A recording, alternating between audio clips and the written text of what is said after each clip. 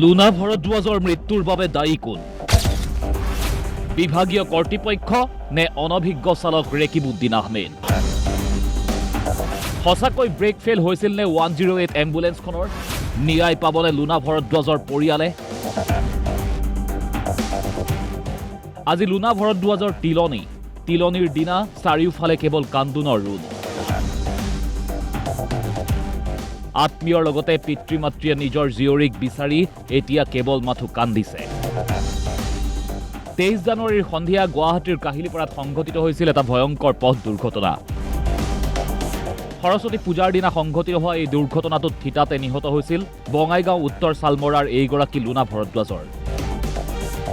Lunar সকলো সপোন থানবান হোৱাৰ লগতে ৰাজপথত চিটিকি পৰিছিল লুনাই পিন্ধি থকা ঘড়ী, হেলমেট, জোতা। 108 এম্বুলেন্সৰ চকাৰ তলত পিষ্ট হ'ল লুনা ভৰদ্বাজৰ সপোন। বিগত 6 বছৰ ধৰি গুৱাহাটীত আছিল লুনা ভৰদ্বাজ। JB ল কলেজৰ পৰা উত্তীৰ্ণ হৈ এটা বেংকত তেওঁ কৰ্মৰত আছিল।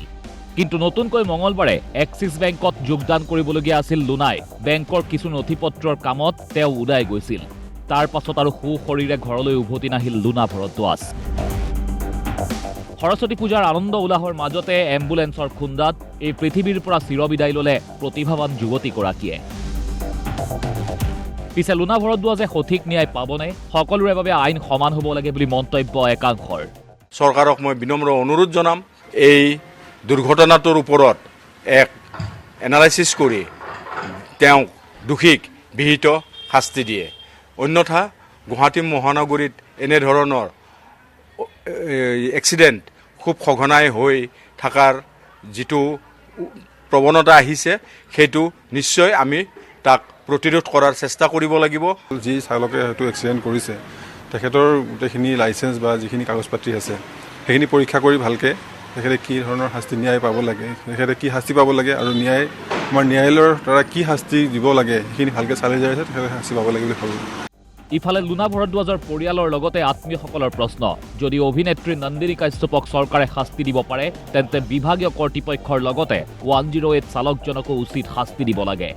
সকলো সমান যেনেকৈ আপোনাৰ নন্দিনী কাশ্যপৰ কথাটো আপুনি উত্থাপন কৰিছে, তেনেকৈ মানে 108 গাড়ীখনৰ যোন মালিকাধীন হয়, যোনে গাড়ীখন চলাইছে, তেওঁৰ ওপৰতো মানে উচিত তদন্ত হৈ সোনকালে ইয়াৰ মানে বিহিত ব্যৱস্থা হ'ব লাগে, মই সেইটোৱে ক'ম আৰু। কিন্তু প্ৰশ্নটো হ'ল, চালক ৰেকিবুদ্দিনে কোৱাৰ দৰে যদি এম্বুলেন্সখনৰ ব্ৰেক ফেইল হৈছিল তেতিয়াহ'লে সেই এম্বুলেন্সখন কিয় লৈ যাবলৈ দিছিল হাস্পতাল কৰ্তৃপক্ষই? সেই তথ্যও বিচাৰিলে লুনাৰ পৰিয়াল আৰু আত্মীয়ই। দোষী শাস্তি পাব লাগে, আমি শাস্তি পোৱাটো বিচাৰোঁ আৰু এনেকুৱা শাস্তি পাব লাগে যে দৃষ্টান্তমূলক শাস্তি পাব লাগে।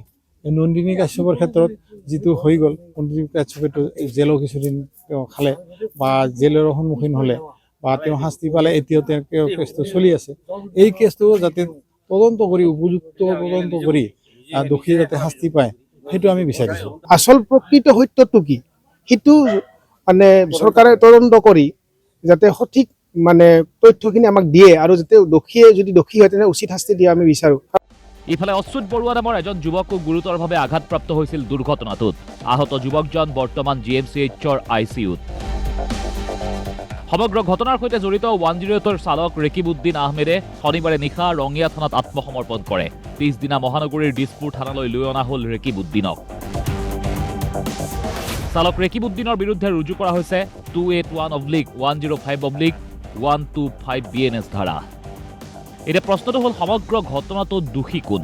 বিভাগীয় কৰ্তৃপক্ষ নে 108ৰ চালক ৰেকিবুদ্দিন আহমেদ? উচিত তদন্ত হ'বনে নে ৰেকিবুদ্দিনক গ্ৰেপ্তাৰ কৰি এই দায়িত্ব সামৰিব চৰকাৰ প্ৰশাসনে? ভিডিঅ' জাৰ্নেলিষ্ট মুকুট কলিতাৰ সহযোগত ৰাজীৱ চৰকাৰ আৰু কৌশিক গগৈৰ ৰিপৰ্ট DY365।